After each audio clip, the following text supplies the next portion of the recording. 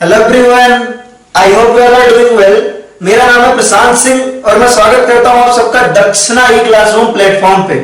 तो गाइस, आज हम स्टार्ट करने वाले हैं फिजिकल केमिस्ट्री का बिल्कुल brand new and important chapter solid state.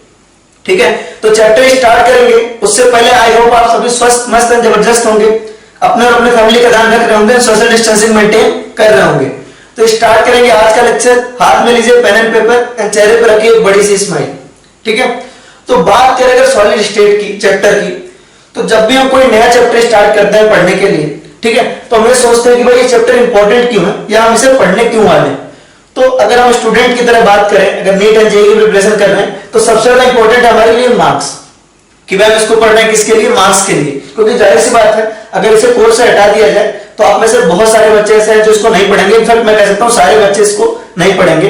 तो सबसे पहले हम देख लेते हैं कि मार्क्स के हिसाब से इसका इंपॉर्टेंस क्या है। Previous year JEE and NEET में इससे कितने क्वेश्चन पूछे गए हैं अराउंड, राइट। चलिए, तो अगर एनालिसिस देखी जाए तो इससे आए हैं 14 इयर्स नीट में। नीट के पिछले 14 इयर्स के क्वेश्चंस में इससे आए हैं अराउंड 25 क्वेश्चंस। कितने आए आपके? 25 क्वेश्चंस आए, राइट। तो अगर आप देखो ऑन एन एवरेज 1 से 2 क्वेश्चन हर साल आते हैं। इनफैक्ट अगर आप अच्छे से देखो तो 2 ज्यादा आते हैं ना, दो आने के चांसेस ज्यादा है ना। अगर आप 14 इयर्स में 25 क्वेश्चन देख रहे हो तो 2 आने के चांसेस ज्यादा है। 1 से 2 क्वेश्चन आते हैं, लेकिन उसमें 2 क्वेश्चन आने के चांसेस क्या है, ज्यादा है। 1 से 2 क्वेश्चन पर ईयर आते हैं, राइट। 1 से 2 क्वेश्चन आपका पर ईयर का मतलब क्या होगा, लगभग 4 to 8 मार्क्स, यानी कि 4 से 8 नंबर का सवाल है। अगर आपने इसको सही से पढ़ा तो 4 से 8 नंबर आपके नीट में लगभग पक्के हैं। 8 नंबर आप ज्यादा मान के चलो कि आपको 8 नंबर तो लगभग मिलने ही है, राइट। चलो, अगर आप पिछले 12 ईयर का देखो पेपर, 12 ईयर की एनालिसिस देखो, 12 ईयर्स की जेईई की, जेईई मतलब जेईई मेंस की एनालिसिस, तो इससे आए हैं अराउंड 14 क्वेश्चंस। कितने आए आपके? 14 क्वेश्चंस आए, राइट। 14 क्वेश्चन का क्या मतलब हुआ, पर ईयर अराउंड 1 से 2 क्वेश्चन। जेईई में आपका लगभग 1 क्वेश्चन आता है। अगर आप देखो तो 12 साल में 14 क्वेश्चन का मतलब 1 क्वेश्चन आने के ज्यादा चांस है। 1-2 क्वेश्चन आते हैं इससे हर साल, ठीक है। 1-2 क्वेश्चन का मतलब क्या होगा, यहाँ भी आपका 4 to 8 मार्क्स, ज्यादा चांस है कि यहाँ आपको मिलेगा 4 मार्क, ठीक है। तो 4 to 8 मार्क्स की बात है। तो ओवरऑल अगर आप इसको देखो, नीट पर्पस से देखो, नीट के लिहाज से देखो, तो 4 से 8 नंबर का सवाल है, 4 to 8 मार्क्स। और आप अच्छे से देखो तो 1 मार्क के चांसेस ज्यादा है 8 नंबर का, ठीक है। और चैप्टर बहुत ज्यादा इजी है, तो अगर आप इसको सही से पढ़ोगे तो आपके लगभग 8 नंबर बिल्कुल पक्के हैं, मतलब बिल्कुल पक्के ही हैं, ठीक है। अब बात करें चैप्टर है किस बारे में, नाम है सॉलिड स्टेट, यानी कि इसमें हम सॉलिड स्टेट के बारे में पढ़ने वाले हैं। अगर आपने जो है थोड़ा बहुत देखा हो, स्टेट ऑफ मैटर आपने 11th क्लास में पढ़ा होगा, केमिस्ट्री के अंदर ही स्टेट ऑफ मैटर पढ़ा होगा, जिसमें ब्रॉडली पढ़ा होगा आपने गैसेस स्टेट के बारे में, थोड़ा बहुत लिक्विड स्टेट के बारे में, राइट। मतलब जो हमारा चैप्टर है ना 11th क्लास में चैप्टर है स्टेट ऑफ मैटर, उसमें आपने डिटेल में पढ़ा होगा अबाउट गैसेस स्टेट, और थोड़ा बहुत पढ़ा होगा आपने लिक्विड स्टेट के बारे में। उसके अलावा लिक्विड स्टेट यानी फ्लूइड मैकेनिक्स आप पूरी तरह से पढ़ते हो फिजिक्स में भी। और सॉलिड स्टेट फिर से आता है हमारा केमिस्ट्री में, सॉलिड स्टेट, है ना। तो जो आप केमिस्ट्री क्लास 9th की बुक सबसे पहली बार उठाते हो, बात करेंगे day to day life usages की, तो बिल्कुल है ना, जो भी आपको सॉलिड दिख रहा है, बोर्ड देखो आप, बोर्ड आपका सॉलिड है, सॉलिड का यूज है। आप इसको देखो, जिस कैमरे से मैं रिकॉर्ड कर रहा हूं, जिस पेन से आप लिख रहे हो, वो सारे सॉलिड्स हैं। तो यूजेस की तो बात ही नहीं करनी, मतलब यूजेस तो इतने सारे हैं कि आप मतलब गिनते गिनते थक जाओगे। सॉलिड स्टेट की बात है ना, मतलब जो भी चीज आप देख रहे हो अपने आसपास, है ना, वो गैसेस के थ्रू देख रहे हो, है ना, गैसेस के थ्रू देख रहे हो। अगर आपको कोई लिक्विड होगा तो किसमें रखा होगा, सॉलिड में ही रखा होगा। अगर आप ग्लास ऑफ वाटर आपके पास हो, ठीक है, तो वाटर आपका लिक्विड है, बट वो रखा किसमें, ग्लास में, ठीक है, ग्लास ऑफ वाटर है नहीं, तो क्या आपका सॉलिड है। तो यूजेस तो खूब सारे, यूजेस तो भर भर के बहुत सारे हैं। लेकिन अगर कुछ इंटरेस्टिंग फैक्ट बताएं, है ना, जिसको आप जर्नी वर्नी अगर आप करो, है ना, किसी के साथ कहीं जा रहे हो बस वगैरह में, तो आप बोल सकते हो काफी मतलब अच्छा इंप्रेशन भी पड़ेगा। इंप्रेशन तो छोड़ो, मतलब एक इंटरेस्टिंग फैक्ट है। जैसे मान लो कि आपने पुरानी बसेस वगैरह देखे होंगे, मतलब अगर आप बस वगैरह से ट्रेवल करते हो तो आपने देखा उसकी खिड़की बंद नहीं होती है आमतौर पे। नई बसेस का खिड़की, मतलब अगर आप कार वगैरह में देखो तो उनके ग्लासेस बहुत आसानी से बंद हो जाते हैं, लेकिन पुरानी बसेस की जो है ना खिड़की होती है, विंडो होती है, वो आसानी से क्लोज नहीं हो रही होती है ना, विंडो आसानी से क्लोज नहीं हो रही होती है। उसका भी रीजन हम इस चैप्टर में देखेंगे डिटेल में, है ना, कि क्यों ऐसा होता है, क्या रीजन है, ठीक है। तो ये बड़ा इंटरेस्टिंग चैप्टर है, बहुत ही मजा आने वाला है। बशर्ते आपको एक जगह सपोर्ट करना है ना। इजी बहुत है कि यहाँ पे हमारा बोर्ड 2D है ना। मैं कोशिश करूंगा कि यहाँ डायग्राम अच्छे से बनाऊं, ऐसा कि आपको 2D जो है वो 3D में लगे, 3D में रियलाइज हो। लेकिन अगर आपको कुछ समझ में नहीं आया तो उसको है ना आप पूछिए लेक्चर के बाद, जो है आप लेक्चर के बीच में नहीं पूछ सकते, लेकिन लेक्चर के बाद आप जरूर मुझे मैसेज कर लें और पूछ लें, है ना, और अच्छे से समझें, है ना, पूछने की भी जरूरत नहीं। अगर आप यहाँ सही से देखेंगे और अच्छे से समझेंगे कि कहाँ पे किसका पोर्शन कहाँ पे, मतलब अगर जो मैं यहाँ पे डायग्राम बनाऊंगा उसको अगर आप 3D में विजुअलाइज करके, मेन चीज बस एक ही है, बस एक एफर्ट आपकी तरफ से चाहिए, वो है आपका 3D इमेजिनेशन। अगर आपने 3D इमेजिनेशन ढंग से कर डाला तो लाइफ जिंदा लाना ये चैप्टर बहुत आसान है, बहुत ज्यादा आसान है, राइट। मतलब बिल्कुल इसमें कुछ है ही नहीं। अगर बस सिर्फ बस एक चीज आनी चाहिए 3D इमेजिनेशन। अगर 3D इमेजिनेशन सही नहीं हो पा रही है तो फंस जाते हैं सवाल, लेकिन अगर वो हो रही है तो इसके सवाल आमतौर पर सबसे ही बनते हैं और सबसे आसान चैप्टर माना जाता है 12th की फिजिकल केमिस्ट्री का, है आसान इन द सेंस अगर आपने 3D इमेजिनेशन कर लिया तो आसान, ठीक है। जो कर ले जाते हैं उनको ये चैप्टर बहुत इजी लगता है, ठीक है। तो एफर्ट दीजिएगा बिल्कुल शुरू से, राइट। तो आज की क्लास में जो आज का लेक्चर नंबर 1 होगा उसमें जो मोस्टली बातें करेंगे, है ना, वो आपका नीट एंड जेईई पर्पस से बिल्कुल भी रेलेवेंट नहीं है। मतलब आ सकता है उससे क्वेश्चन, बट चांसेस बहुत कम है। ये ज्यादातर बोर्ड वगैरह में आता है, ठीक है। नीट एंड जेईई से इससे प्रॉपर्टी वगैरह से क्वेश्चन डेफिनेटली आ सकता है, ठीक है, लेकिन नीट एंड जेईई में इससे क्वेश्चन पूछ जाने के चांसेस कम है। इसका मतलब स्किप नहीं करना है। नीट एंड जेईई कभी भी आपका कहीं से भी क्वेश्चन पूछ सकता है। अगर एनसीईआरटी की लाइन है तो आपका कहीं से भी क्वेश्चन पूछ सकता है, लेकिन इससे आमतौर पर सवाल आते नहीं है जो हम अभी आगे पढ़ने वाले हैं। फिलहाल आधे घंटे तक 10-15 मिनट तक हम पढ़ेंगे सॉलिड्स क्या होते हैं, उनके टाइप्स क्या होते हैं, ये सारी चीजें हम पढ़ेंगे, ठीक है। सॉलिड्स, इनके टाइप्स, तो इस सब से आमतौर पे जेईई वगैरह थोड़ा कम क्वेश्चन पूछते हैं, आमतौर पे इससे क्वेश्चन नहीं पूछते हैं, लेकिन डेफिनेटली आ सकता है। अगर पहले नहीं आया तो इस साल आ सकता है। तो ठीक है, स्टार्ट करेंगे। तो देखिए जब भी आप क्लास 9th का जो है पहला आप बुक उठाओ तो उसमें आपका केमिस्ट्री का जो चैप्टर आता है, पहला चैप्टर है आपका मैटर इन आवर सराउंडिंग, ऐसा करके चैप्टर है। तो उसमें तो सबसे पहली बात हम पढ़ते हैं कि मैटर क्या होता है, ठीक है। वो मैटर की जो पहली डेफिनेशन होती है वो लगभग सबको याद होती है। फिजिक्स की बात करें तो वहां डिस्टेंस डिस्प्लेसमेंट आता है 9th क्लास में, और केमिस्ट्री की बात करें तो मैटर इन आवर सराउंडिंग आता है। तो वहां मैटर की डेफिनेशन लगभग सबको याद होती है। उसके बाद हम पढ़ते हैं कि solids and liquid, solid, liquid, gas है, फिजिकल स्टेट्स हैं, इनमें आपस में कंपैरिजन क्या होता है। तो यहां पे हम उसी से स्टार्ट करेंगे। देखिए बिल्कुल स्टार्टिंग से कर रहे हैं, राइट। हमारा कि सॉलिड्स, लिक्विड एंड गैसेस में बेसिक कंपैरिजन, ठीक है। स्टेट ऑफ मैटर अगर आप देखो, स्टेट ऑफ मैटर यहां से लिखना स्टार्ट करेंगे, ठीक है। States of matter, basically 3 states होती हैं। कौन कौन सी? पहला आपका सॉलिड, दूसरा आपका लिक्विड और तीसरा आपका gases. Solids, liquids and gases, ये 3 स्टेट है आपके। अगर आप तीनों में बेसिक कंपैरिजन की बात करो कि तीनों में आपका बेसिक कंपैरिजन क्या है, सॉलिड्स में, लिक्विड्स में, गैसेस में, ठीक है। तो अगर आप देखो अलग अलग प्रॉपर्टीज के हिसाब से देखें, इसको आप नोट करो। फिर हम देख रहे हैं भाई कि प्रॉपर्टीज इधर लिख लेते हैं, प्रॉपर्टीज इधर लिख लेते हैं, ठीक है, ठीक है। प्रॉपर्टीज की बात करें अगर आप, तो पहला आपका मास, ठीक है। अगर आप मास देखो तो किसी पर्टिकुलर अमाउंट का मास अगर आप देखें तो सॉलिड्स में भी फिक्स होते हैं, लिक्विड्स में भी फिक्स होते हैं और गैसेस में भी फिक्स होते हैं, ठीक है। तो मास आपका क्या होता है, सॉलिड्स में भी फिक्स होता है, मास आपका सॉलिड का भी फिक्स होता है। जैसे आपने कहा था कि हमने एक पर्टिकुलर वॉल्यूम का सॉलिड उठाया तो उसका मास क्या होगा, फिक्स होगा, वो टाइम के साथ क्या होगा, चेंज नहीं होगा। अगर आप लिक्विड को देखो तो लिक्विड का भी मास आपने पर्टिकुलर वॉल्यूम उठाया तो उसका मास क्या होगा, फिक्स होगा। तो मास आपका सॉलिड का भी फिक्स है, लिक्विड का भी फिक्स है। और अगर आपने कहा कि भाई गैस, आपने 1 मोल गैस लिया, किसी का 1 मोल गैस लिया, तो उस गैसियस पार्टिकल का जो मास है वो फिक्स ही है, राइट। तो गैसेस का भी मास क्या है, फिक्स है। ऑब्वियस सी बात है यार, अगर आपने एक मॉलिक्यूल ऑक्सीजन का लिया, ऑक्सीजन गैस का अगर आप एक मॉलिक्यूल लेते हो, ऑक्सीजन गैस का अगर आप एक मॉलिक्यूल लो तो उसका मास कितना होता है, 32 AMU होता है। अगर 1 मोल लोगे तो 32 ग्राम होता है। ये थोड़ी ना चेंज हो जाता है। तो गैसेस का भी मास आपका क्या होता है, फिक्स ही होता है। मास तो आपका फिक्स होता है, राइट। तो सॉलिड का भी फिक्स होता है, लिक्विड का भी फिक्स होता है और गैसेस का भी फिक्स होता है। ये आप नोट करेंगे, है ना, ऐसा नहीं करेंगे कि नोट ना करें, जल्दी जल्दी सही, लेकिन नोट करेंगे।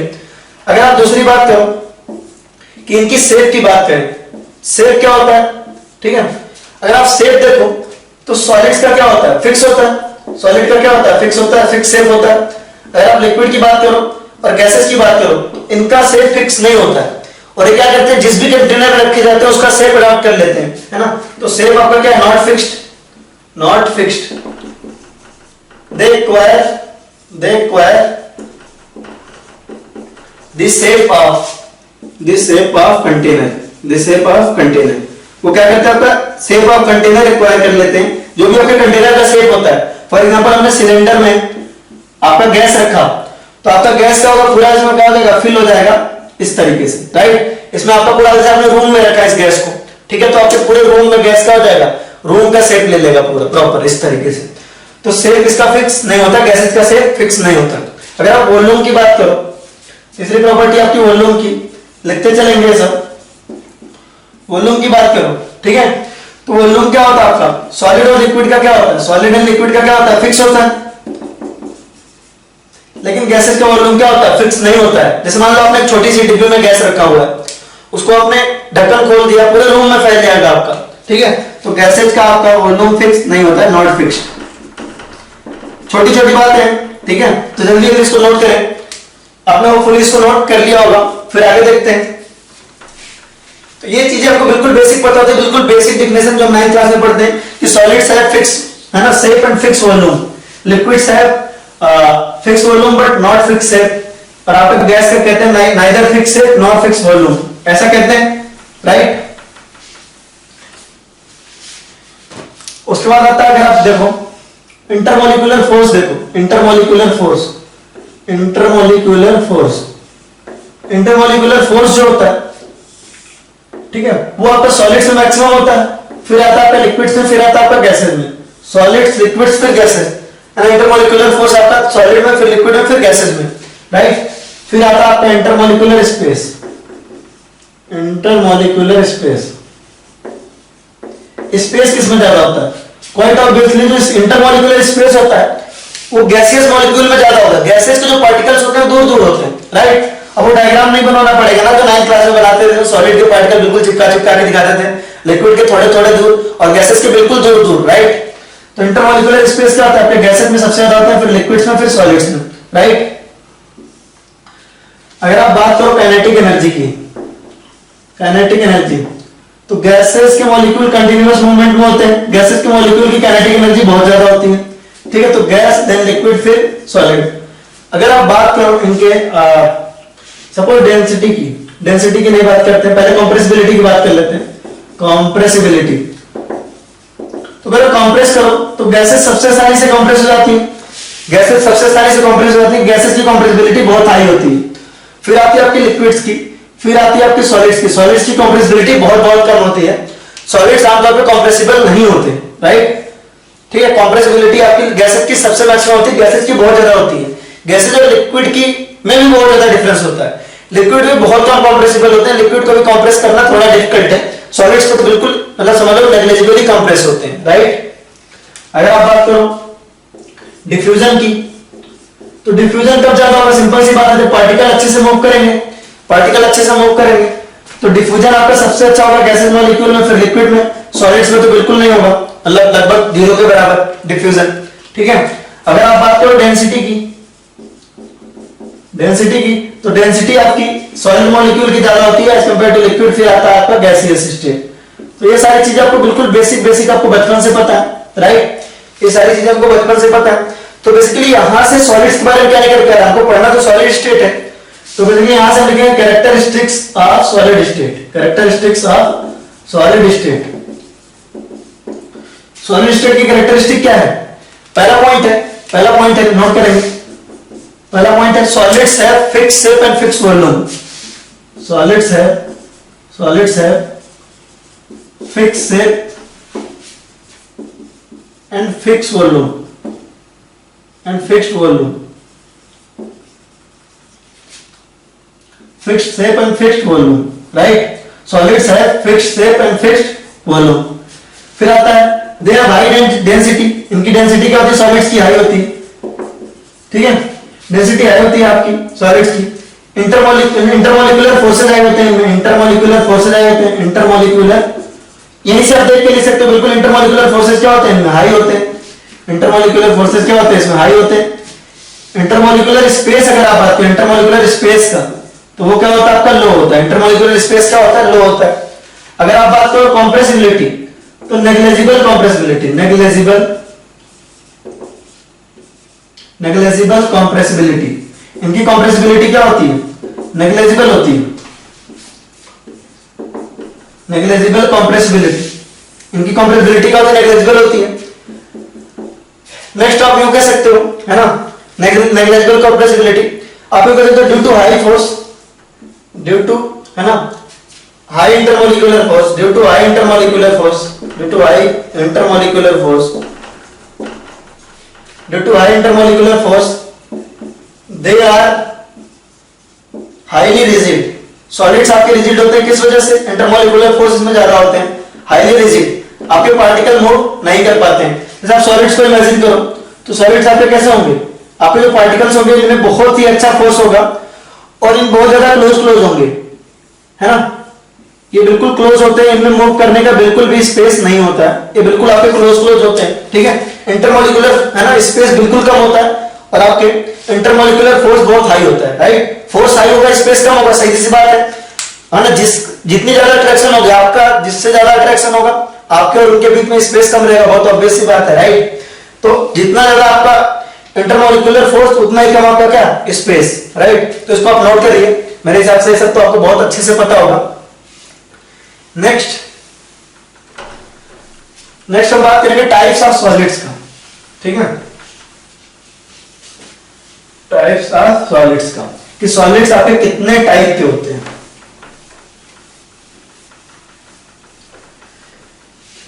Types of solid, types of solid, types of solids, types of solids,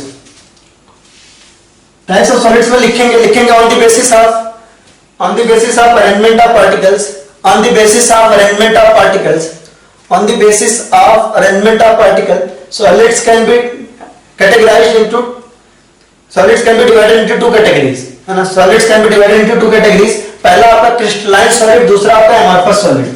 क्या कह रहा हूं मैं? पहला आपका क्रिस्टलाइन सॉलिड, क्रिस्टलाइन सॉलिड,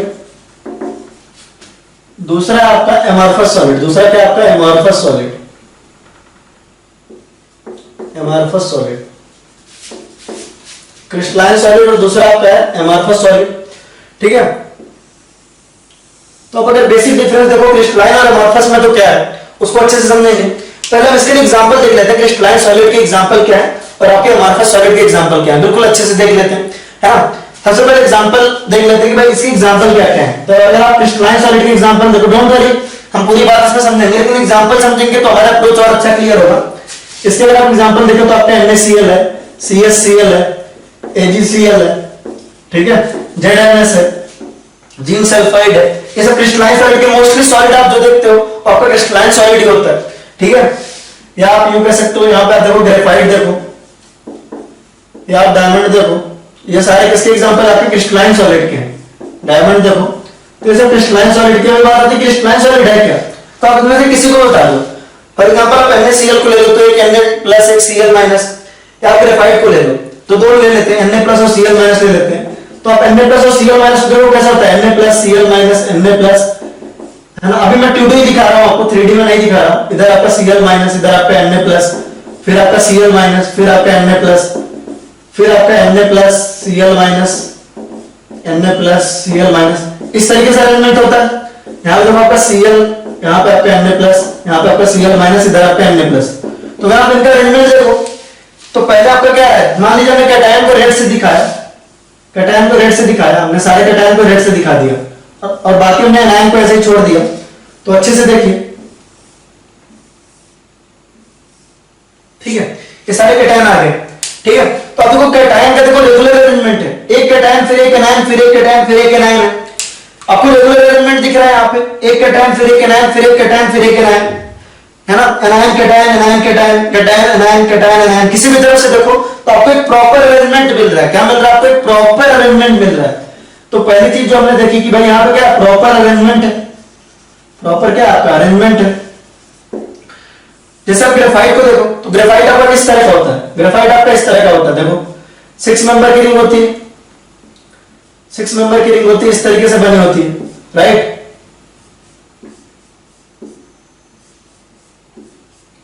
इस तरह से होती है, ठीक है। ज्यादा तो खैर नहीं बनाया है, सिर्फ इतना बनाया था। तो इसका भी प्रॉपर अरेंजमेंट है कि 6 मेंबर की क्या हो रही है आपकी, रिपीट हो रही है, ठीक है। तो अगर आप इसको देखो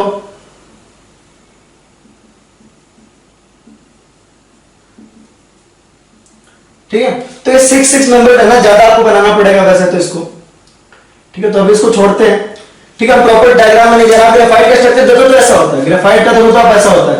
तो अब ग्रेफाइट और NaCl दोनों में क्या ऑब्जर्व कर पा रहे हो, ग्रेफाइट और इसमें आप ऑब्जर्व कर पा रहे हो कि दोनों जगह आपका क्या है, यहाँ भी आपका प्रॉपर अरेंजमेंट है और यहाँ भी आपका प्रॉपर अरेंजमेंट है। मतलब आपको एक फिक्स पैटर्न दिख रहा है, एक रेगुलर पैटर्न दिख रहा है। क्या दिख रहा है, कोई रेगुलर पैटर्न दिख रहा है। जैसे अगर आपसे मैं पूछूं कि एक कैटायन के बाद एक एनायन आ रहा है, डेफिनेटली है ना, कैटायन के बाद एनायन, फिर आपका कैटायन, देखिए कैटायन एनायन कैटायन एनायन, फिर आपका एनायन कैटायन एनायन कैटायन, इधर देखो कैटायन एनायन, ठीक है। तो फिक्स हमको एक पैटर्न दिख रहा है। यहाँ पे क्या दिख रहा है, हमको एक प्रॉपर पैटर्न दिख रहा है, रेगुलर पैटर्न दिख रहा है। तो क्या कहेंगे, यहाँ पे हमारा क्या है, रेगुलर पैटर्न दिख रहा है, हमारा रेगुलर पैटर्न दिख रहा है। सिमिलरली आपके ग्रेफाइट के साथ है, ये आपके 6 मेंबर की जो रिंग है वो आपका क्या होगा, रिपीट होती जाएगी, ठीक है। जैसे आप एमॉर्फस सॉलिड को देखो, तो एमॉर्फस सॉलिड का मैं आपको एग्जांपल दिखा देता हूं, आप इन एग्जांपल्स करा देना, इससे आपका काम चल जाएगा। तो आपका इसमें आपका रबर, ठीक है, फिर आपका प्लास्टिक है, फिर आपका ग्लास मतलब इस कांच जो होती है ना, कांच, ठीक है, ग्लास, ठीक है। फिर आप इसमें लिख सकते हो एमॉर्फस सिलिका।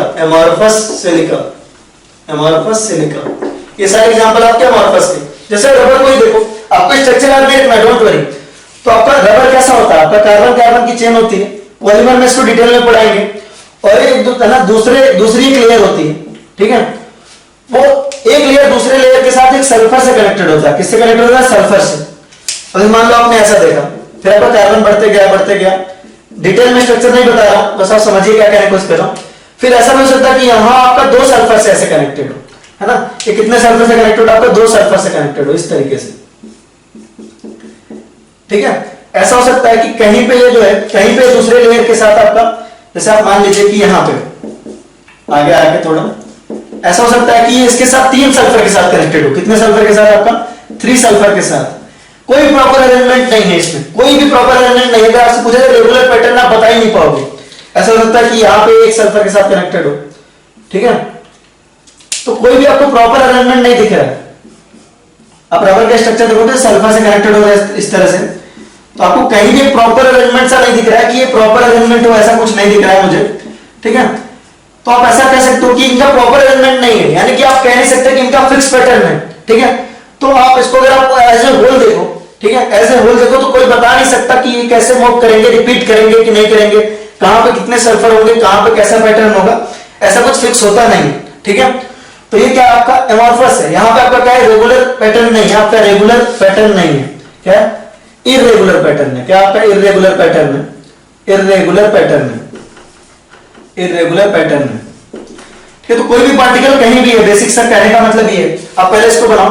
तो क्रिस्टलाइन सॉलिड का मतलब क्या होगा, क्रिस्टलाइन सॉलिड में हमारे पास एक रेगुलर पैटर्न होता है पार्टिकल्स का, ठीक है, एक प्रॉपर हमारे पास पैटर्न होता है, प्रॉपर अरेंजमेंट होता है पार्टिकल्स का। लेकिन वहीं पे हमारे पास सॉलिड में हमारे पास प्रॉपर अरेंजमेंट नहीं होता, हमारे पास प्रॉपर, है ना, ये हम कह नहीं सकते कि ये रिपीट कर रहा है, ये वाला जो है। आप यहाँ पे कह सकते हो कि ये 6 मेंबर की रिंग इधर है, 6 मेंबर की रिंग इधर है, फिर जो लेयर है वो दूसरी लेयर इस तरफ है। आप कह सकते हो यहाँ पे एक कैटायन दूसरा है, और लॉन्ग टर्म में आप कितना भी बड़ा सॉलिड उठा के देखो, है ना, जैसे आप NaCl का कितना भी बड़ा टुकड़ा उठा लो, वहां पे Na प्लस Cl माइनस उसी तरीके से अरेंज होंगे जैसे मैंने आपको दिखाया है यहाँ पे। लेकिन आप रबर में नहीं बता सकते एग्जैक्टली सल्फर कहां होगा, ठीक है। तो आप इसको बनाओ। तो बेसिक डिफरेंस क्या है, पहला पॉइंट अब देखेंगे हम, इसको आपने नोट करना है, आपको इसको कायदे से नोट करना है। तो बेसिक डिफरेंस क्या है, पहला पॉइंट है हमारा, लेकिन क्रिस्टलाइन सॉलिड में लिखेंगे पहला पॉइंट। क्रिस्टलाइन सॉलिड में हमारा पहला पॉइंट है, दे हैव फिक्स्ड और रेगुलर पैटर्न ऑफ फिक्स और regular pattern of arrangement of particles, fixed और regular pattern of arrangement of particles. जो बच्चे बोर्ड देने वाले हैं उनके लिए तो ज्यादा इंपॉर्टेंट है ना, फिक्स्ड और regular pattern of arrangement of particle. Crystalline solid में क्या होता है, आपका फिक्स्ड पैटर्न होता है, रेगुलर पैटर्न होता है, हमने देख भी लिया, फिक्स है रेगुलर पैटर्न, ठीक है। एमॉर्फस सॉलिड का क्या होता है, दे हैव इर्रेगुलर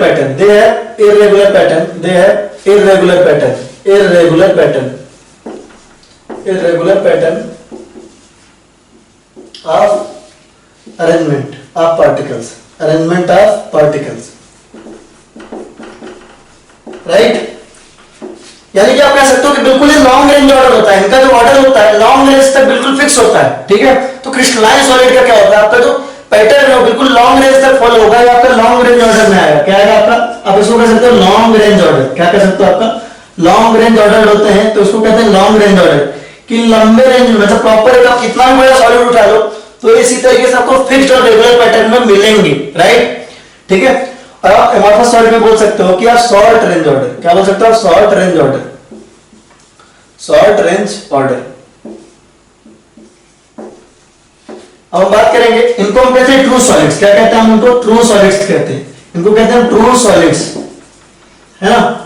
ये ट्रू सॉलिड्स नहीं होते, सॉलिड्स होते हैं बट ट्रू सॉलिड्स नहीं होते। रीजन अच्छे से बताऊंगा, don't worry. They are not true solids, they are called as आपका स्यूडो सॉलिड्स। स्यूडो मतलब झूठ, मतलब जो सच में ना हो, स्यूडो सॉलिड्स, या हम इसे कहते हैं स्यूडो सॉलिड्स, और सुपर कूल्ड लिक्विड कहते हैं। इसको क्या कहते हैं, आपका सुपर कूल्ड लिक्विड कहते हैं, सुपर कूल्ड लिक्विड कहते हैं, right. They are called as pseudo solids या सुपर कूल्ड लिक्विड। यहां पे आपको समझ में आएगा, ठीक है। तो ये ट्रू सॉलिड्स होते हैं। प्रॉपर ट्रू सॉलिड का क्या कहते हैं, इनका फिक्स शेप होता है। ट्रू सॉलिड का शेप फिक्स होता है। आप NaCl का क्रिस्टल लो तो जहां आपने देखा, जैसा देखा वैसा ही है। लेकिन अगर रबर को देखो, ग्लास को देखो, तो ये सब क्या होते हैं आपके, जो इनका है ना, ये आपके ट्रू सॉलिड्स नहीं होते। ये टाइम के साथ क्या होते हैं, पिघलते भी हैं, टाइम के साथ मेल्ट होते हैं, इनका शेप चेंज होता है, राइट। कहने का क्या मतलब, अच्छे से समझाता हूं मैं।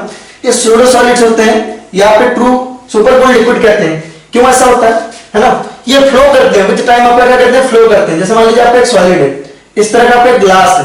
सपोज आपने मान लिया कि ये ग्लास की आपकी विंडो है। आपको बताया था ना कि आप बस वगैरह में ट्रेवल करेंगे तो ऐसा दिखेगा आपको। तो over a period of time, है ना, over a period of time ये फ्लो करते हैं एक्चुअली। ये नीचे की तरफ आपके मोटे होते जाएंगे, ये फ्लो करेंगे आपका नीचे की तरफ। जो ग्लास होगा आपका नीचे की तरफ फ्लो करेगा, इसीलिए इसे सुपर कूल्ड लिक्विड भी कहते हैं। क्या कहते हैं आपका, सुपर कूल्ड लिक्विड भी कहते हैं। कि जो आपका ये जो है ना, ये जो आपकी ग्लास है यहां से वो नीचे की तरफ क्या करेंगे, फ्लो करेंगे, है ना।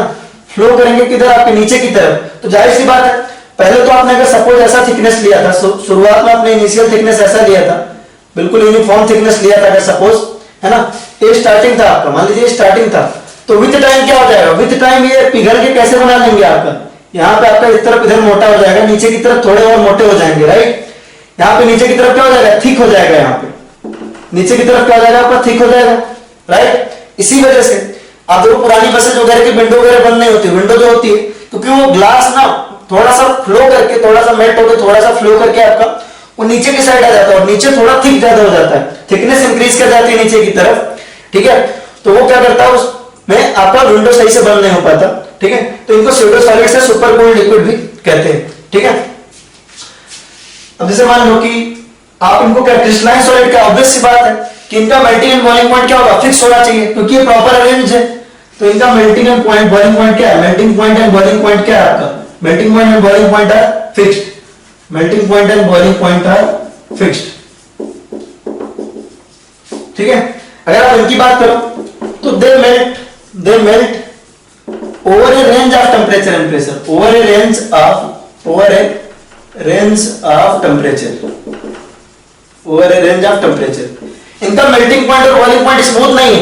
इनका मेल्टिंग पॉइंट और बॉइलिंग पॉइंट देखेंगे तो बिल्कुल फिक्स है, कि ये पक्का पॉइंट यही है कि 100 डिग्री सेल्सियस पे मेल्ट होगा, या इतने पे मेल्ट होगा, 500 डिग्री सेल्सियस पे मेल्ट होगा।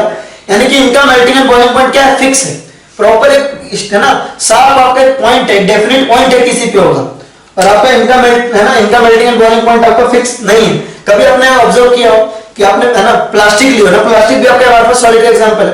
कभी आपने प्लास्टिक का है ना जला के देखा हो सपोज, तो आप देखोगे कि बिल्कुल अनइवन सा जलता है, बिल्कुल अजीब ढंग से जलता है, किसी तरफ बहुत तेजी से बढ़ जाता है, किसी तरफ है ना उतना तेजी से नहीं बढ़ता है। तो उसका रीजन ये होता है कि they melt over a range of temperature and pressure. सीधी सी बात है कि उनका पैटर्न ही फिक्स नहीं है ना, कहीं पे आपने देखा 1 सल्फर था, कहीं पे 2 सल्फर था, कहीं पे बॉन्ड ज्यादा स्ट्रॉन्ग है, कहीं पे ज्यादा बॉन्ड वीक है, ठीक है। तो उनका बॉइलिंग पॉइंट और मेल्टिंग पॉइंट फिक्स नहीं हो सकता, क्योंकि वो यूनिफॉर्म है ही नहीं, राइट, ठीक है।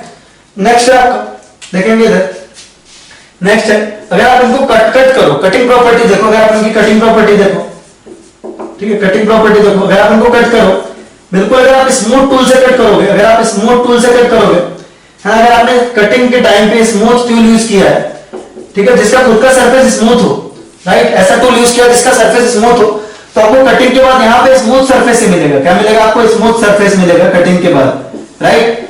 लेकिन अगर आपने इसको कट किया स्मूथ टूल के से, इसकी अगर आप कटिंग प्रॉपर्टी देखो, कटिंग प्रॉपर्टी देखो,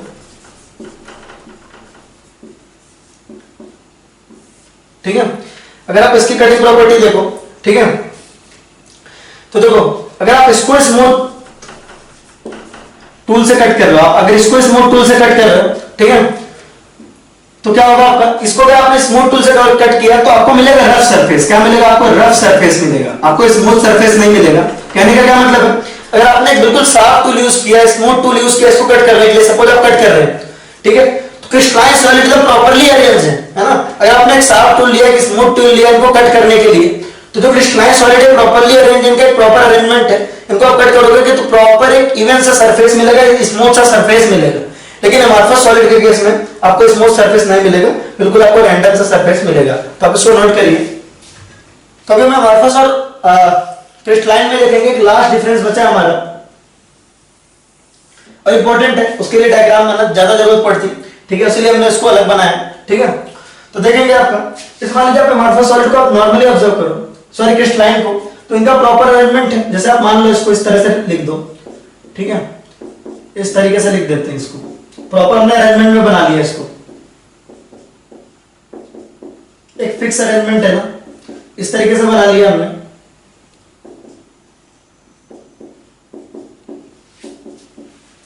है ना। लेकिन अगर आप इनको देखो, अमॉर्फस को देखो, तो इनका कोई प्रॉपर अरेंजमेंट नहीं है, कैसे भी कहीं भी आपका मिल सकता है, कोई भी अरेंजमेंट नहीं है, इनका कुछ भी फिक्स नहीं है, राइट। रैंडमली ये कैसे भी डिस्ट्रीब्यूटेड हो सकते हैं आपका,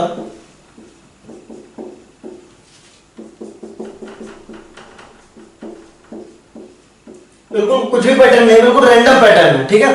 तो ये बिल्कुल छोटा सैंपल साइज लेके हम अच्छे से इमेजिन नहीं कर सकते। तो अगर आप इनको देखो, कोई अगर आप फिजिकल प्रॉपर्टी ऑब्जर्व करो डायरेक्शन से, ठीक है, तो अगर आप इस डायरेक्शन में देखो तो आप एक डॉट आ रहा है, क्रॉस आ रहा है, एक डॉट आ रहा है, क्रॉस आ रहा है, एक डॉट आ रहा है, क्रॉस आ रहा है, राइट। तो आप देखो इस तरह, अगर इस डायरेक्शन में आओ तो एक डॉट आ रहा है, क्रॉस आ रहा है। अगर आप इस तरफ जाओ तो केवल डॉट डॉट डॉट आ रहा है, अगर आप इस तरफ जाओ तो केवल क्रॉस क्रॉस आ रहे हैं, ठीक है।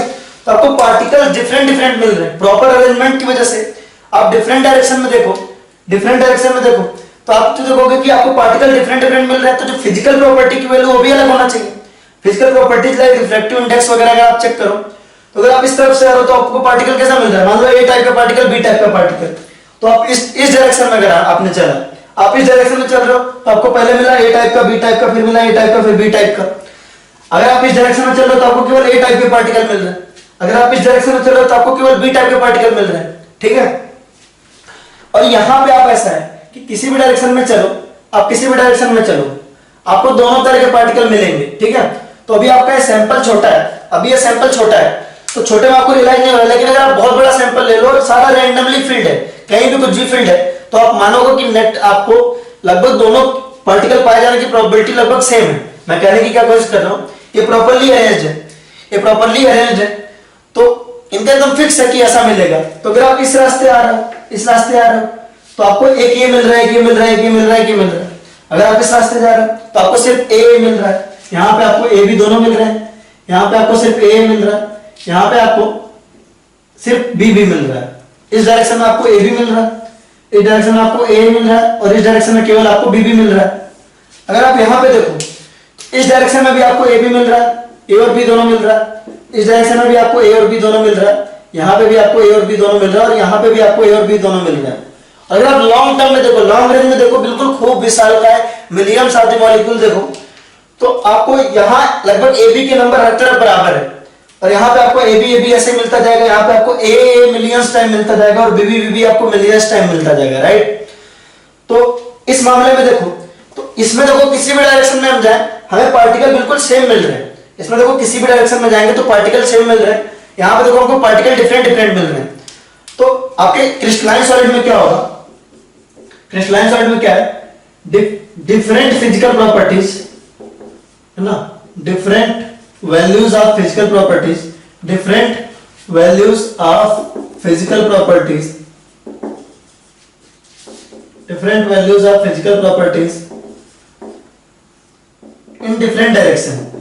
आप डिफरेंट डायरेक्शन में जा रहे हो तो आपको क्या मिल रहा है, डिफरेंट फिजिकल प्रॉपर्टी मिल रही है। Different values of physical properties in different direction, यानी कि डायरेक्शन चेंज करने पे क्या हो रहा है, अगर आप physical properties like refractive index हो गया, यहाँ पे रिफ्रैक्टिव इंडेक्स वगैरह है ना, अगर आप डिफरेंट डिफरेंट डायरेक्शन में इसमें जाओगे, डिफरेंट डिफरेंट डायरेक्शन में आपको जो है डिफरेंट वैल्यू मिलेगी फिजिकल प्रॉपर्टी का। अगर आप अलग अलग डायरेक्शन से देख रहे हो, देखो आप इस डायरेक्शन से जाओ तो ए बी मिल रहा है, यहाँ से ए मिल रहा है, यहाँ से बी मिल रहा है, तो आपका अलग अलग डायरेक्शन से फिजिकल प्रॉपर्टी की वैल्यूज क्या है, अलग अलग है। और इस प्रॉपर्टी को हम कहते हैं एनाइसोट्रॉपी। क्या कहते हैं आपका, एनाइसोट्रॉपी, एनाइसोट्रॉपी कहते हैं। एनाइसोट्रॉपी क्या होती है, different values of physical property in different direction, यानी कि जो आपके क्रिस्टलाइन सॉलिड होते हैं वो क्या होते हैं आपके, एनाइसोट्रॉपिक इन नेचर होते हैं। क्या होते हैं आपके, anisotropic in nature, anisotropic in nature, ठीक है।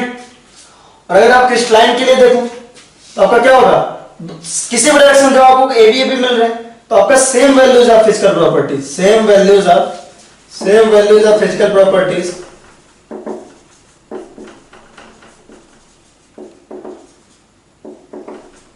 In same direction, same values of physical properties in same direction, in different direction, same values of physical properties in different direction, in different directions, right।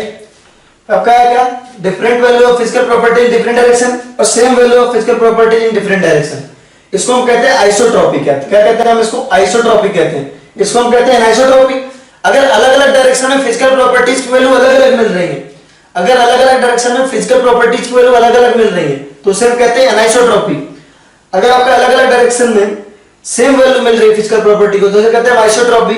और amorphous solid आपके isotropic in nature होते हैं। क्या होते हैं आपके, isotropic in nature, isotropic in nature, right. तो इसको नोट करिए, हमारा डिफरेंस क्लियर हो गया एमॉर्फस और क्रिस्टलाइन के बीच का। अब हम आगे देखेंगे, राइट।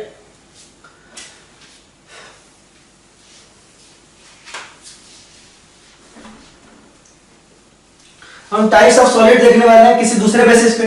अभी तक हमने देखा कि अरेंजमेंट ऑफ पार्टिकल के बेसिस पे, अब हम देखने वाले हैं types of solid.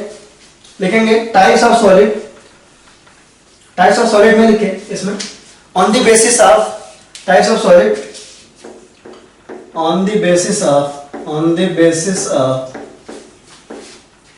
Type of constituent particle, type of constituent particle and force between them। अगर आप टाइप्स ऑफ सॉलिड देखो किसके बेसिस पे, on the basis of type of constituent particle, कि पार्टिकल का नेचर कैसा है और फोर्स बिटवीन देम, कि उनके बीच फोर्स कैसा है, ठीक है। तो हम देखने वाले हैं types of solid on the basis of types of constituent particle and force between them, right. तो देखेंगे कितने तरह के आपके जो है सॉलिड्स हो सकते हैं on the basis of constituent particle की पार्टिकल्स कैसे हैं और उनके बीच फोर्स कैसा है। इस बेसिस पे सॉलिड्स को चार कैटेगरी में बांटा है। इस पर सीधा एक चार्ट देखिए आप, है ना।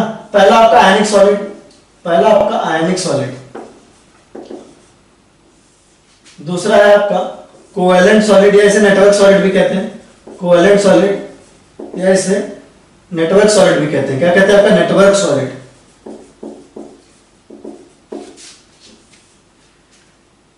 तीसरा है आपका मेटेलिक सॉलिड,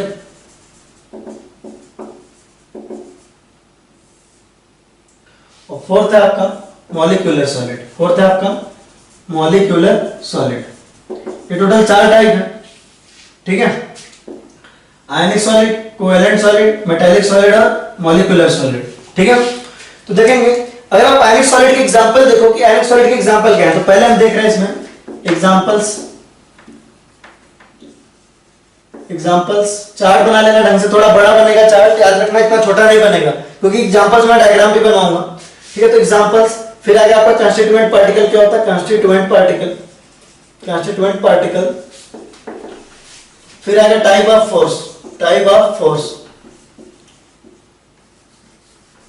यहां पर लिख लीजिए फोर्स, टाइप ऑफ फोर्स लिखिएगा आप, अगर आपके पास स्पेस हो तो लिखिएगा टाइप ऑफ फोर्स, ठीक है। अब इधर लिखेंगे हम प्रॉपर्टीज, क्या लिखेंगे हम, प्रॉपर्टीज, ठीक है। अगर आप आयनिक सॉलिड को देखो तो इनका एग्जांपल क्या है, सिंपल आप देखो, इनके एग्जांपल आपके NaCl, CsCl, Na+Cl- CS+ Cl minus, यहाँ पे सब तो है ना जिंक सल्फाइड लिख सकते हो Zn2 plus S2 plus zinc sulphide आपका। ये सारे एग्जांपल किसके आपके आयनिक सॉलिड के, ठीक है, आयनिक solid, covalent solid, metallic solid और मॉलिक्यूलर सॉलिड। तो आप देखो Na plus Cl minus, Cs plus Cl minus, Zn2 plus S2 minus, ये सारे एग्जांपल किसके हैं आयनिक सॉलिड के हैं। सिंपल आयनिक कंपाउंड जो सॉलिड होते हैं, कहने का क्या मतलब है, आयनिक सॉलिड का मतलब हुआ ऐसे सॉलिड्स जो आपके मतलब आयनिक कंपाउंड हो और सॉलिड हो। तो Na प्लस Cl माइनस इस तरह का है। तो अगर आप इनमें कांस्टीट्यूएंट पार्टिकल देखो तो क्या है, आयंस है। अगर आप इनमें कांस्टीट्यूएंट पार्टिकल देखो तो क्या आयंस है, जो कि आपके दो टाइप के हो सकते हैं, कैटायन और एनायन। तो इसमें कैटायन और एनायन दो टाइप के पार्टिकल हैं, कैटायन और एनायन है, राइट, आसान है। Na plus Cl minus, Cs plus Cl minus, Zn2 plus, cation और एनायन दो टाइप के हैं, ठीक है।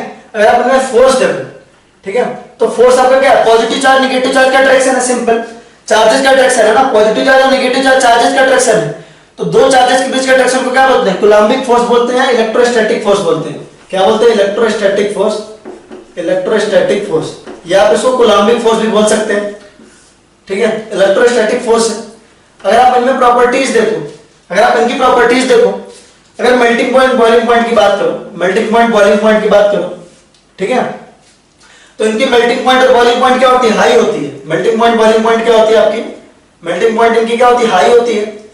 और कंडक्टर की बात करो, अगर आपकी कंडक्टिविटी की बात की जाए तो सॉलिड स्टेट में क्या होते हैं, सॉलिड स्टेट में है ना बैड कंडक्टर होते हैं, नॉन कंडक्टर होते हैं। लेकिन मोल्टेन एंड एक्वस स्टेट में क्या होते हैं, इलेक्ट्रिसिटी कंडक्ट करते हैं। जो आयनिक कंपाउंड होते हैं वो सॉलिड स्टेट में क्या होते हैं, आयनिक कंपाउंड जो होते हैं सॉलिड स्टेट में जो उनके आयंस हैं वो बिल्कुल स्ट्रॉन्ग फोर्स से जुड़े हुए होते हैं, है ना। आयनिक कंपाउंड में जो उनके आयंस है सॉलिड स्टेट में क्या होते हैं, वो बिल्कुल स्ट्रॉन्ग फोर्स से बॉन्डेड होते हैं, वो मूव नहीं कर पाते आसानी से, राइट। तो कंडक्टिंग नेचर के नहीं होते, वो सॉलिड स्टेट में कंडक्टर नहीं होते। लेकिन मोल्टेन एंड एक्वस स्टेट में क्या करते हैं, इलेक्ट्रिसिटी कंडक्ट करते हैं। तो लिखेंगे यहाँ पे bad conductor in solid state but can conduct. आप लिखते चलेंगे, स्पेस कम है मेरे पास, आप थोड़ा इसको बड़ा बनाएंगे, मैंने पहले बता दिया, इसको आप बड़ा बनाएंगे जिससे कि आप पूरा इसको बड़ा बनाएंगे, स्पेस अच्छा खासा छोड़ेंगे ताकि आपको आ जाए सही से। बट कैन कंडक्ट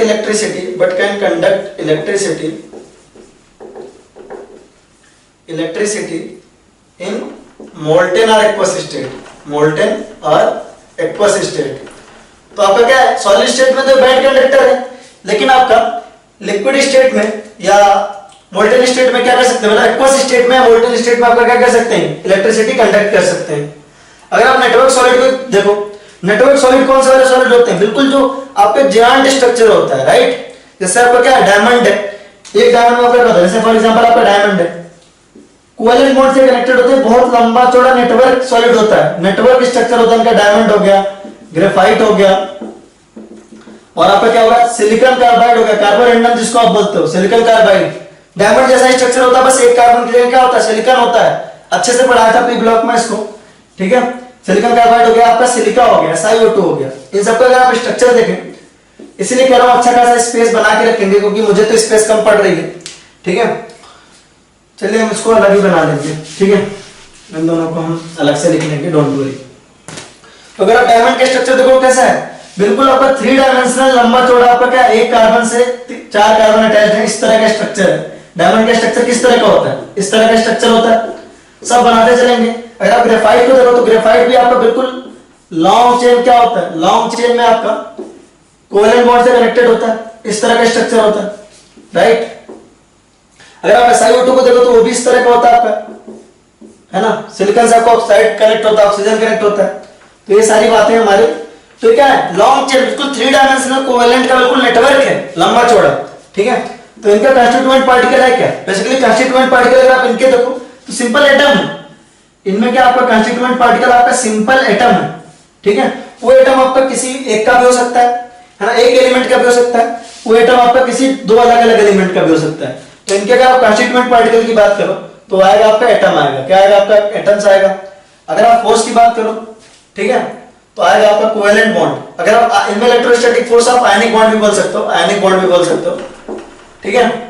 यहां पे आएगा आपका कोवेलेंट बॉन्ड आएगा, क्या आएगा आपका, कोवेलेंट बॉन्ड आएगा, राइट।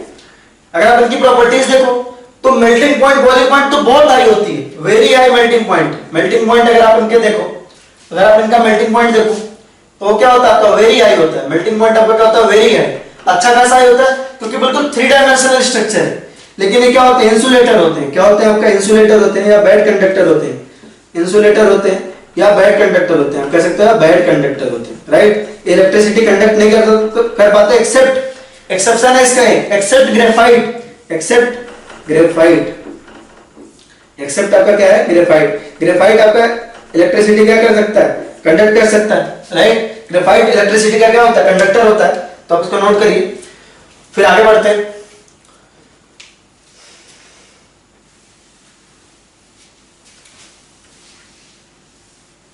ठीक है। तो आपका कोवेलेंट हो गया और आपका हो गया आयनिक सॉलिड, राइट।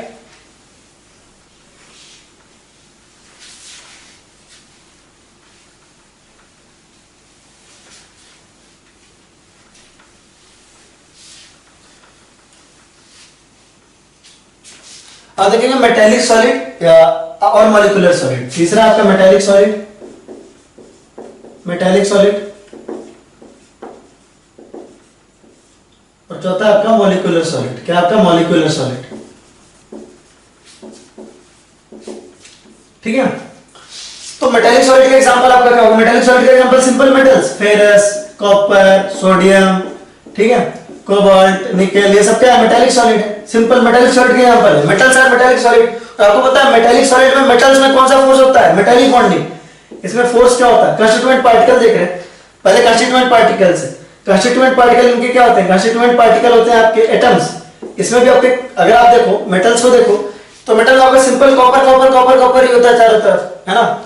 तो आपका क्या होगा एटम होगा, है ना। अगर आप एनसीईआरटी में देखोगे तो उसमें लिखा हुआ है ना कैटायन इन द, है ना, present in sea of electron, मतलब काफी सारे इलेक्ट्रॉन के बीच में कैटायंस। तो बात तो वही है, आप देखो मेटल्स के पास क्या होते हैं, मेटल्स के पास फ्री इलेक्ट्रॉन्स होते हैं, राइट, ठीक है।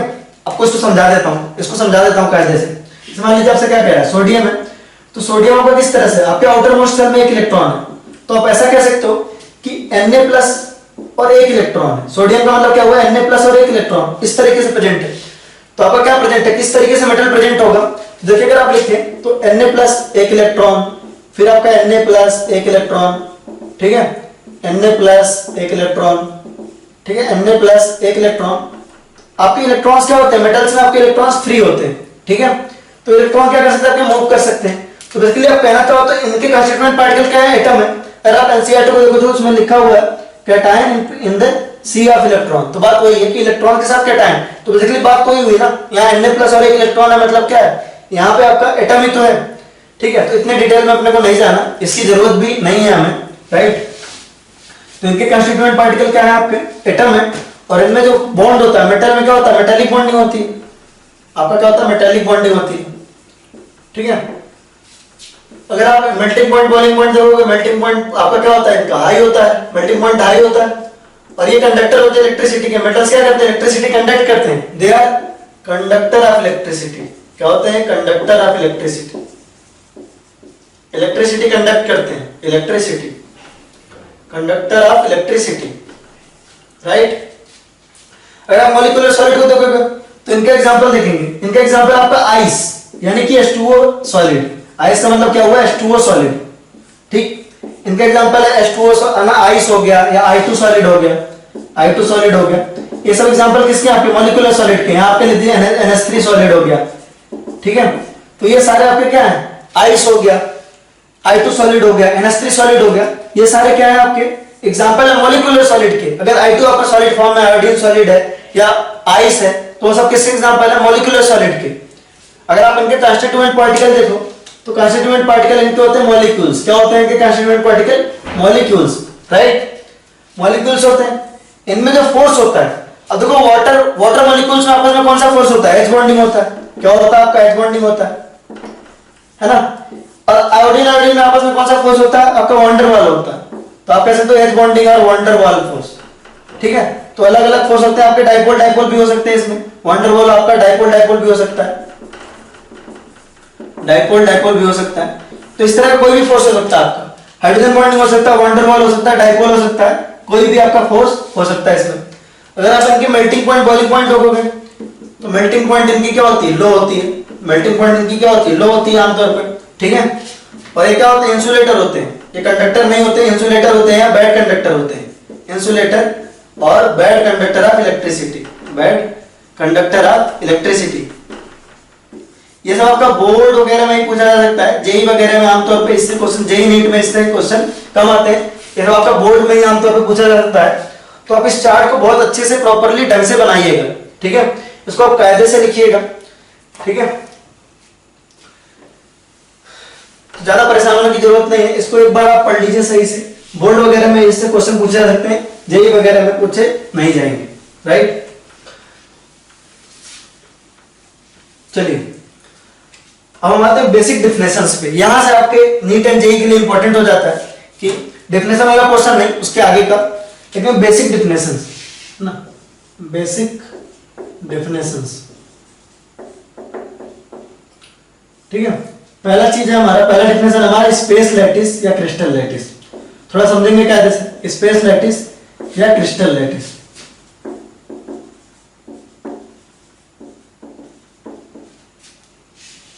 ठीक है, जैसे आप सिंपल एक चीज बताओ, आप कोई एक सॉलिड इमेजिन करो, है ना, कोई आप एक सिंपल सा सॉलिड इमेजिन करो, हमारे पास एक सॉलिड है तो किस तरह का होगा, है ना, खूब सारे आपके एटम्स होंगे, इस तरह से अरेंज होंगे। सपोज हम इसको थोड़ा दूर दूर दिखा रहे हैं, वैसे तो बिल्कुल पास पास होते हैं, चिपके चिपके होते हैं, लेकिन हम इनको ऐसा दिखा रहे हैं, इनफैक्ट हम इसको ऐसा दिखा रहे हैं इस तरीके से, एक के बगल में दूसरा, दूसरे के बगल में तीसरा, इस तरीके से अरेंज होगा, है ना। और 3D में अरेंज होगा, ये तो हम 2D में दिखा रहे हैं, 3D में किस तरीके से अरेंज होगा उसको देखिए।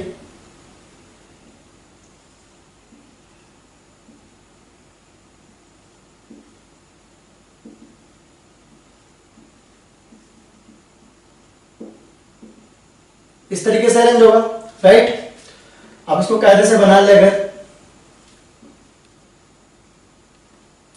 तो इस तरीके से आएगा, काफी मतलब टाइम लगेगा बनाने में इसको, ठीक है। तो बेसिकली 3D में अरेंज होगा, इस तरीके से अरेंज होगा। कहने का क्या मतलब है, इसको मैं एक बार फिर से बना लेता हूं, ठीक है। कहने का क्या मतलब है कि किस तरीके से अरेंज होगा, जैसे हमने इसको बनाया था, ठीक है, आपका एक के बगल में दूसरा, दूसरे के बगल में तीसरा, इस तरीके से होगा, ठीक है, इस तरीके से होगा, ठीक है। और ये सिर्फ इसी तरीके से नहीं होगा, एक के बगल में दूसरे से नहीं होगा, इसके ऊपर भी एक, इसके पीछे भी एक। आप एक को ही बनाइए इस तरीके से, इसके आपके ऊपर भी एक और इसके पीछे भी एक, इस तरीके से अरेंज होगा, ठीक है। कहने का क्या मतलब है, जैसे आप इस बोर्ड के प्लेन में मानो, इन पॉइंट्स को बोर्ड के प्लेन में मानो, तो कैसे मान सकते हो कि आपका ये पॉइंट है, ये पॉइंट है, ये सारे पॉइंट किसमें, बोर्ड में। तो ये वाला पार्टिकल कहां आ रहा है, आपका बोर्ड के बाहर आ रहा है, और ये वाला पार्टिकल आपका कहां जा रहा है, बोर्ड के पीछे जा रहा है। सिमिलरली आप किसी के लिए भी देख सकते हो, इसके लिए भी आपका एक पार्टिकल बोर्ड के बाहर, एक पार्टिकल बोर्ड के अंदर, इसके लिए भी आपका एक पार्टिकल बोर्ड के बाहर, एक पार्टिकल बोर्ड के अंदर, इस तरीके से देख सकते हो। 3 डायमेंशनल है ना। तो स्पेस लैटिस या क्रिस्टल लैटिस क्या होता है ना। तो बेसिकली मैं कहना क्या चाहता हूं, मैं बताना ये चाहता हूं कि बिल्कुल ऐसे 3 डायमेंशनल कहने वाला क्या, देखो आप समझो सिंपल, एक आप डिब्बा देखो ऐसे, एक आपका एटम ऐसा है, एक है ना, एक एटम ऐसा सॉलिड स्टेट है, एक पार्टिकल आपका यहाँ है, एक पार्टिकल उसके बगल में, एक पार्टिकल उसके बगल में, ऐसे खूब सारे, फिर एक पार्टिकल उसके आगे, एक पार्टिकल उसके और आगे, इस तरीके से पूरी तरीके से अरेंजमेंट है। तो स्पेस लैटिस या क्रिस्टल लैटिस क्या होता है वो देखिए, लिखेंगे definition, it is 3 dimensional arrangement of, it is 3 dimensional arrangement of, it is 3 dimensional arrangement of particle, it is 3 dimensional arrangement of particle, it is 3 dimensional arrangement of particles, ठीक है। तो space lattice या crystal lattice क्या होता है आपका, ये 3 dimensional arrangement होता है पार्टिकल्स का। तो जो आपका ये दिख रहा है ना, एक पार्टिकल उसके बगल में, दूसरा पार्टिकल उसके बगल में, तीसरा पार्टिकल, फिर आपका एक पार्टिकल उसके आगे, एक पार्टिकल उसके पीछे, ये सब क्या है आपका स्पेस लैटिस है, क्रिस्टल लैटिस है। स्पेस लैटिस है आपका, क्रिस्टल लैटिस है, राइट, ठीक है। तो सीधी सी बात है, ठीक है। तो अभी तो आप इसको सिंपल ऐसे बना लो, ठीक है। तो आपका क्या है, आपका स्पेस लैटिस है, 3 डायमेंशनल हमने अरेंज कर दिया पार्टिकल्स को, ठीक है। 3D में हमने इसको अरेंज किया इस तरीके से, तो हमारा क्या है आपका स्पेस लैटिस है, क्रिस्टल लैटिस है। तो सीधी सी बात है, आप कोई भी सॉलिड देखो तो अपने स्पेस लैटिस में, क्रिस्टल लैटिस में होता है, राइट। और हमारा अगला डेफिनेशन है, तो आपका क्या है, अगर आप 3 डायमेंशनल अरेंजमेंट देख रहे हो तो आपका क्या है, ये टोटल क्या है आपका, ये टोटल आपका स्पेस लैटिस, क्या है आपका स्पेस लैटिस या क्रिस्टल लैटिस, स्पेस लैटिस या क्रिस्टल लैटिस बोल सकते हो आप इसको, राइट। अगला जो हमारा डेफिनेशन है, अगला डेफिनेशन हमारा लैटिस पॉइंट, अगला डेफिनेशन हमारा लैटिस पॉइंट या लैटिस साइड बोलते हैं उसको, लैटिस पॉइंट या लैटिस साइट या लैटिस साइट बोलते हैं इसको, राइट। तो देखेंगे कि जो आपका स्पेस लैटिस है उसके किसी भी एक पॉइंट को, आप किसी भी एक पॉइंट को ले लें, है ना, ईच एंड एवरी पॉइंट, अगर आप इस पॉइंट को देखो तो आपका क्या है, एक लैटिस पॉइंट है। क्या आपका एक लैटिस पॉइंट है। सिमिलरली अगर आप कोई दूसरा पॉइंट ले, कोई भी एक रैंडम पॉइंट ले, जैसे आप इसको देखो तो ये क्या आपका लैटिस पॉइंट है। क्या आपका लैटिस पॉइंट है, लैटिस पॉइंट। तो लिखेंगे आप लैटिस पॉइंट या लैटिस साइड में डेफिनेशन लिखेंगे, लैटिस पॉइंट या लैटिस साइड में आप डेफिनेशन लिखेंगे कि each and every particle of space lattice or crystal lattice is called as lattice site. Each particle आप लिखेंगे, each particle of space lattice, each particle of space lattice, each particle of space lattice is called as lattice point और lattice site. Each point of space lattice और space crystal lattice is called as lattice point या lattice site, right. तो सभी point को हम क्या कह रहे हैं, आपका लैटिस पॉइंट या लैटिस साइड कह रहे हैं, ठीक है। तो ये तो हमारा सिंपल सी बात हो गई, यानी सीधी सी बात है। अब तक हमने देखा कि भाई हमारा कोई भी सॉलिड है तो उसका हमारा 3 डायमेंशनल अरेंजमेंट हो सकता है। क्या हो सकता है, 3 डायमेंशनल अरेंजमेंट हो सकता है। किस तरीके से कि आपका सपोज जैसे एक पार्टिकल ये है, दूसरा पार्टिकल ये है, तीसरा पार्टिकल उसके बगल में, फोर्थ पार्टिकल उसके बगल में, देखो इस तरीके से, फिफ्थ पार्टिकल उसके बगल में, ठीक है। इस तरीके से हो सकता है। ऐसा हो सकता है कि कोई पार्टिकल इसके आगे है, एक पार्टिकल इसके पीछे जाए, इस तरीके से बिल्कुल 3D में अरेंजमेंट होता है। तो ये जो आपका 3D में अरेंजमेंट है ना, 3 dimensional arrangement of particle is called as space lattice या क्रिस्टल लैटिस। उसमें आपका each and every point is called as lattice point. सारे पॉइंट को हम क्या बोलते हैं, लैटिस पॉइंट बोलते हैं, ठीक है।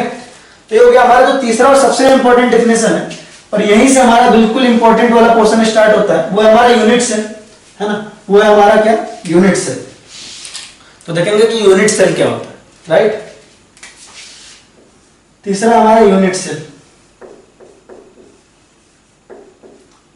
ठीक है। यूनिट सेल क्या होता है, राइट।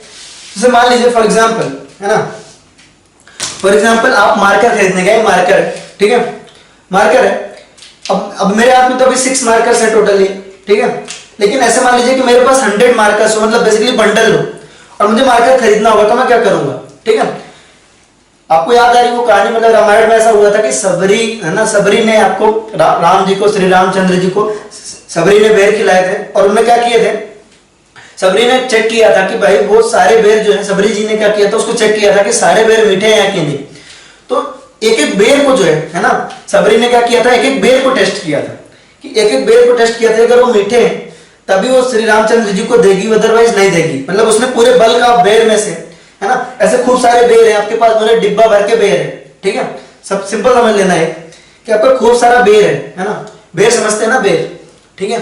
तो सबरी ने क्या किए थे, उस एक एक बेर को चेक किया था, है ना, और एक एक बेर को टेस्ट किया था, उसको खाया था, और फिर क्या किया था, फिर श्री रामचंद्र जी को दिया था कि कोई पर्टिकुलर बेर अगर मीठा है तभी देंगे, अदरवाइज नहीं देंगे। तो उसने क्या किया था, सारे बेर चेक किए थे, है या नहीं, सारे बेर चेक किए थे। लेकिन अगर सोच के देखो, आप जो है मिठाई वाली दुकान पे जाओ और आप कहो कि हम सारे, है ना, आप सब लोग कि आपने मिल्क केक खरीदने गए हैं, आप राजभोग मान लो, है ना, जब नाम ही लेना है तो अच्छा सा लेते हैं, तो आप राजभोग खरीदने गए, भाई उसने आपने बोला कि हमें 20 पीसेस चाहिए, आमतौर पे किलो में लेते हैं, लेकिन हम ले लेते हैं 20 पीसेस चाहिए। लेकिन मैं सारे पीसेस टेस्ट करूंगा एक एक बार कि भाई ये मीठे हैं या नहीं, तो सारे पीसेस तो आपको टेस्ट करने देगा नहीं, ठीक है। तो सिंपल सी बात है, या आप सिंपल समझ लो कि, है ना, आप बर्फी को देखो, बर्फी का स्ट्रक्चर भी बना लेते हैं, बनाना आसान है क्योंकि ऐसे बन जाता है। एक बर्फी नहीं है, बहुत सारी बर्फी है, ठीक है। आप यहाँ पे बर्फी बना लिए, ठीक है। तो मान लीजिए आपने इतनी बर्फी में से खरीदना है, तो आपको पता है कि आपने अगर इसको टेस्ट कर लिया, किसी एक बर्फी को टेस्ट कर लिया, तो आप ये बता सकते हैं कि सारी बर्फी और कैसी, ठीक है। तो सीधी सी बात है कि ये जो बर्फी आपने खरीदा, आपने जो ये बर्फी खरीदा, ये बिल्कुल अगर आप इसी को रिपीट करते जाओ तो आपको टोटल बर्फी मिल जाएगी, और इस बर्फी के पास सारे वो, है ना, पार्टी, है ना, सारे वो प्रॉपर्टीज है जो आपके टोटल बल्क में, राइट। तो सीधी सी बात है कि जब भी आपको कोई चीज ऑब्जर्व करनी होगी, आप थोड़ी ना आप सारा लोगे, राइट। उसी तरीके से हमारे सॉलिड स्टेट के साथ भी होता है। अगर आपको मार्कर खरीदना है 100 मार्कर है, तो आप 100 मार्कर थोड़ी ना चला के देखोगे, आप 2-3 मार्कर चेक करोगे, उतने में आपका काम हो जाएगा। तो सिमिलरली यूनिट सेल भी ऐसे ही होता है। यूनिट सेल वो स्मॉलेस्ट पोर्शन होता है ना। तो यूनिट सेल में आप डेफिनेशन लिखेंगे, पहले तो डेफिनेशन लिखेंगे, unit cell is defined as smallest portion,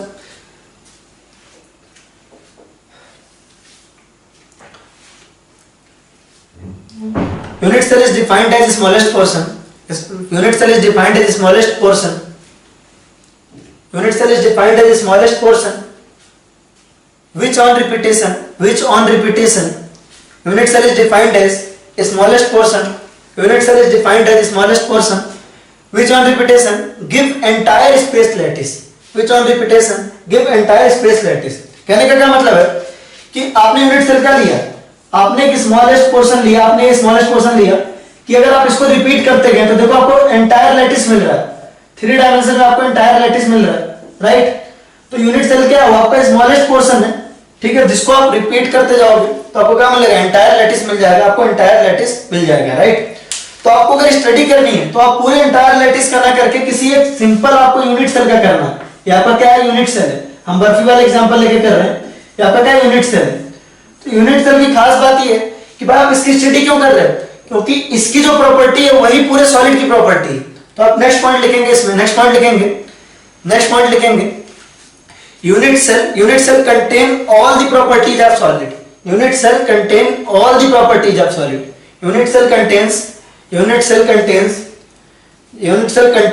all the properties of solid unit cell contains all the properties of solid for example आपसे पूछा गया कि भाई डेंसिटी ऑफ सॉलिड क्या है। आपने सपोज पूछा गया, आपसे किसी ने पूछा कि डेंसिटी ऑफ सॉलिड क्या है, डेंसिटी ऑफ सॉलिड क्या है, तो आप बोलोगे कि भाई डेंसिटी ऑफ यूनिट सेल, क्योंकि यूनिट सेल की जो भी प्रॉपर्टी है वही आपके पूरे सॉलिड की property, density of unit cell. आपसे अगर कोई पूछे भाई बर्फी कितना मीठा है, ठीक है, आप उसे पूछे भाई बल्क में जो हमने बर्फी लाई है, जो मिठाई लाई है वो कितना मीठा है, तो आप ये बताओगे ना कि जो स्मॉलेस्ट पोर्शन के जितना मीठा था, आप बोलोगे कि हाँ अच्छा खासा मीठा है, भले बाकी बर्फी में उसने मतलब कुछ मिलाया हो, मैं ऐसा नहीं होता आमतौर पे। तो बेसिक सी बात है कि इसकी स्टडी से, यूनिट सेल की स्टडी से हमें पूरे सॉलिड की स्टडी मिल जा रही है, पूरे स्पेस लैटिस की स्टडी मिल जा रही है। तो सिंपल सी बात है। तो यहां मैं कहना क्या चाह रहा हूं, बिल्कुल सिंपल समझना अच्छे से, कि छोटे छोटे पार्टिकल्स देखो, एक पार्टिकल के बाद दूसरा पार्टिकल, तीसरा पार्टिकल, चौथा पार्टिकल, पांचवा पार्टिकल, इस तरीके से बहुत सारे पार्टिकल्स अगर 3D में अरेंज्ड हैं, उससे बोलते हैं space lattice. Each and every point is called as lattice point, lattice site. और unit cell is defined as smallest portion, जिसको अगर रिपीट करते जाओ तो आपको पूरा लैटिस मिलेगा, पूरा एंटायर लैटिस मिलेगा। और सिर्फ यूनिट सेल की स्टडी से आप पूरे सॉलिड की स्टडी कर सकते हो। फॉर एग्जांपल आपने पूछा कि उसकी डेंसिटी क्या है, यूनिट सेल सॉलिड की डेंसिटी क्या है, तो आप बोलोगे यूनिट सेल की जो डेंसिटी होगी वही क्या होगी, आपके सॉलिड की डेंसिटी होगी, राइट। यूनिट सेल की जो डेंसिटी होगी वही क्या होगी, आपके पूरे के पूरे सॉलिड की डेंसिटी होगी। केवल आप उसे, जैसे फॉर एग्जांपल आप बर्फी खरीदने जाते हो तो आपका एक बर्फी से बता दो बाकी बर्फी कैसी है, तो सिमिलरली आप एक यूनिट से बता सकते हो कि पूरा सॉलिड आपका कैसे है, रिपीटेशन में जो, राइट। तो बस आज के लिए बस इतना ही है ना। आज का लेक्चर हमारा इंट्रोडक्शन था। हमारा जो कल से स्टार्ट होगा, हम कल से जो करेंगे वो हमारे लिए और भी बहुत ज्यादा इंपॉर्टेंट होगा। तो आज हमारा बिल्कुल इंट्रोडक्शन वाला पार्ट था। तो आज के लेक्चर के लिए बस इतना रहने देते हैं, ठीक है। तो lecture number 1 of solid state की कहानी होती है खत्म। अच्छे से अपनी पढ़ाई करिए, काम करिएगा। आज का लेक्चर यहीं पे खत्म होता है। Take care, tata, bye bye.